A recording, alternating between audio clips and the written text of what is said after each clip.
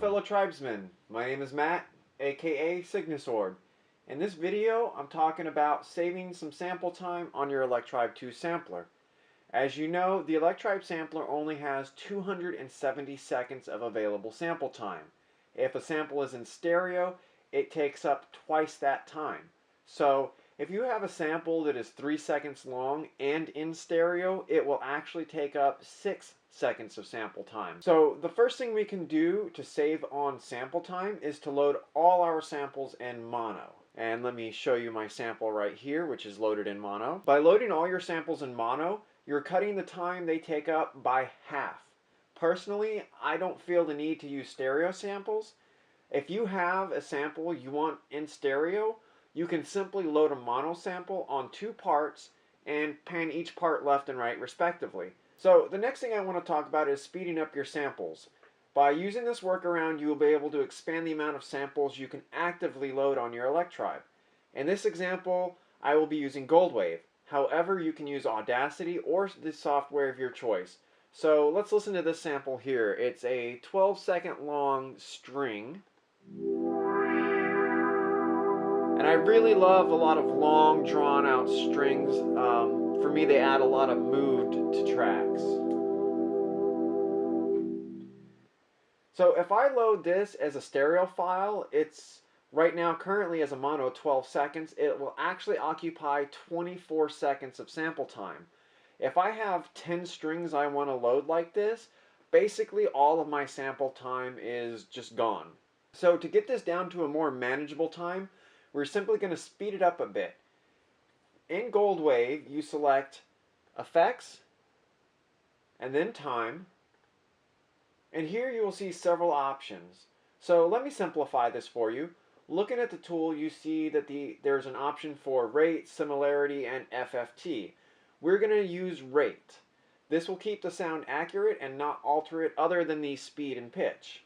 So looking at the options on top, we have change percentage and length. Essentially, these are the same thing, so use whichever one you want. I'm going to select length because I can look at it here in the time and adjust it that way. And if I drop this all the way down, you can see it's now 3 seconds or so. So it essentially just dropping it once has given us 4 times the space we would have had otherwise. So let's give that a listen. So with shorter samples, you can use this trick once and get down most samples to under a second. With longer samples like this 12-second string sound, I like to use it twice. So let's do that again. Time, you go to Effect and then Time, and then again I'm going to choose Length. But you can see as I move length, the change percentage also changes, so you can use either one. And now I have it down to about 3/4 of a second. And it's just a really high-pitched sound on here. However, once we get to our Electribe unit, I'll show you how we play around with that. So having taken it down from 12 seconds to about 3/4 of a second, it's a huge amount of time we're saving here. Now I can load about 15 samples in the same amount of time this one sample would have taken up. That's just creating a lot of space for you to use and load more and more samples. So before we move on to the Electribe unit itself, I want to show you why I use the Rate option. So I reloaded the sample here, and let's do the same thing. Go to Effect, Time, and this time we'll use Similarity. And you see a whole lot of options here. Playing around with these options can really alter your sound. But if we just go to Length, like we did before, and drop it down to the same amount of time, and let's give that a listen. As you can hear, the sample has a flange effect to it now, and there is some clipping. The more you drop it, the more it will alter the sound and add a flanged effect to it. So in my opinion, I find it's best just to use the Rate option and keep it closer to the original sound. On a side note, shorter samples like this 7-second sample, you can drop it just one time and you're going to get it to about 1.5 seconds, roughly 1.75 seconds. You can use that option just once. However, you can use it twice and you can really start saving some space. But again, with shorter samples, if I have them about a second and a half at the longest, I myself am perfectly happy with that. And you can see here now we have the sample about half a second. So depending on how much space you want to save, you can use the option once or twice. However, once you start using it 3 or 4 times, it becomes a little bit more challenging to work with. So unless you have like a 50-second sample that you're trying to load, I would only use the option a maximum of 2 times. That way you keep your sound as true to the original as possible. Now that we have our samples altered, let's go to our Electribe unit and see how we're going to work with it from there. So on our Electribe unit, you have 2 options to getting your sample back down to the desired speed and pitch. The first thing you can do is simply drop the octave down and you're ready to go. So here I have it in the normal range, and that's what it sounds like. Now if I drop it down 2 octaves, I get it back down to where I had it before, before we altered the speed on it. Now, if you don't need an octave range, or you don't need to worry about an octave range, you can simply use the octaves on the keyboard to drop it down and play it from there. However, let me take it back up to the octave range it was in. It's preset, the default octave range. And what we're going to do is use, for our second option, the pitch glide. And we're going to drop that down to 63.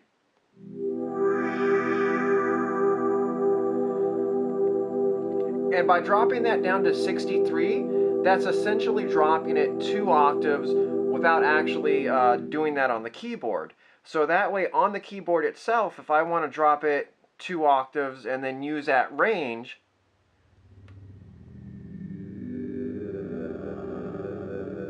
I can really drop this down and get a very, very low range on here, which is really great. I can actually drop this down to the point where the sample is almost inaudible. And of course, by doing this and using the octave range in your pitch glide, you can take a very simple string sound and get some really deep kind of moving strings that have like some real atmosphere to them. So experiment and play around with that and find which suits you better, whether it's just simply dropping the octave down and playing it as it is, or using the pitch glide, or a combination of the two. So an important note here, samples that are not time sliced increase or decrease in speed to achieve the different notes. A time slice sample will maintain its speed and duration while altering the pitch. This can result in some odd sounds. However, these sounds may also really be interesting, and you can experiment with it yourself. I may create a video on that later, but first I actually myself need to really fully wrap my head around time slicing on the Electribe unit, because I'm still struggling a little bit with that myself. By using these tricks I showed you, you should be able to save a ton of space on your Electribe sampler and load a lot more samples into a single set. I personally like to drop all my samples by at least half of their original speed. This is just a personal preference, but by doing this I can take several shorter samples and double the space I would have had available. Currently I have about 150 user samples loaded, 20 of which string sounds were originally over 15 seconds long. Had I loaded these samples without altering the speed, I would have only been able to load just about 20 samples. By using this trick, I have greatly increased the amount of samples I can load on my unit. Also note that I still have over 150 factory samples on here, currently giving me about 300 or so samples to play with, and I still have time to load several more. So to recap, it's just a couple of simple steps to save on your sample space. One important thing is to remember to load your files in mono. That's going to save you twice the amount of space. And speeding up your samples either once or twice. Again, I don't like to do it more than twice because it starts to alter the sound a little bit. And you can experiment with it and see what works best for you. This video is just kind of an example to show you how to do it and to get started. And from there, it's up to you to experiment and see what works best. In the video, I'm using Goldwave, but you can use any program you want that will alter the audio. A lot of people are going to use Audacity.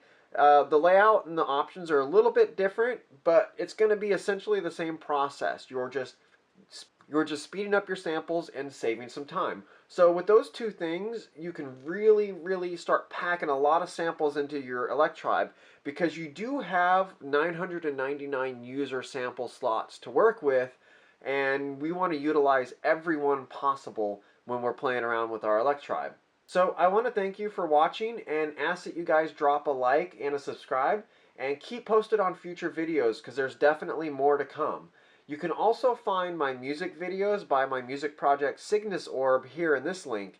It's a little bit different. This channel is for tutorials and other topics, and my Cygnus Orb channel is actually strictly for just my music videos. So again, thanks for watching. I hope this video was helpful for you guys, and keep on sampling, fellow tribesmen.